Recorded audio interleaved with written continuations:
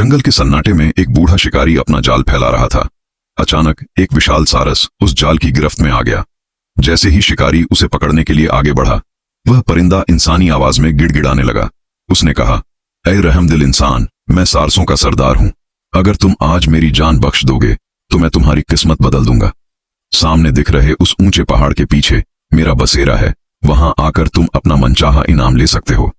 शिकारी को उस पर तरस आ गया और उसने जाल खोलकर उसे आजाद कर दिया। अगले रोज अपना वादा पूरा करवाने के लिए वह शिकारी उस पहाड़ की ओर निकल पड़ा।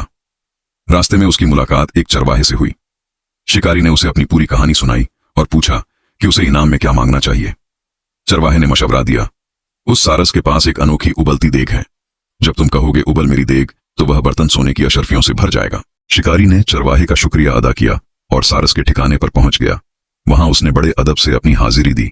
सारस ने मुस्कुराकर पूछा, कहो मेरे दोस्त, तुम्हें इनाम में क्या चाहिए? शिकारी ने जवाब दिया, मुझे बस वह उबलती देग दे दो। सारस ने कुछ पल सोचा और फिर वह जादुई बर्तन शिकारी के हवाले कर दिया। शिकारी खुशी खुशी अपने घर की ओर रवाना हुआ। रास्ते में रात का अंधेरा होने लगा तो उसने अपने एक पुराने दोस्त के घर रुकने का फैसला किया।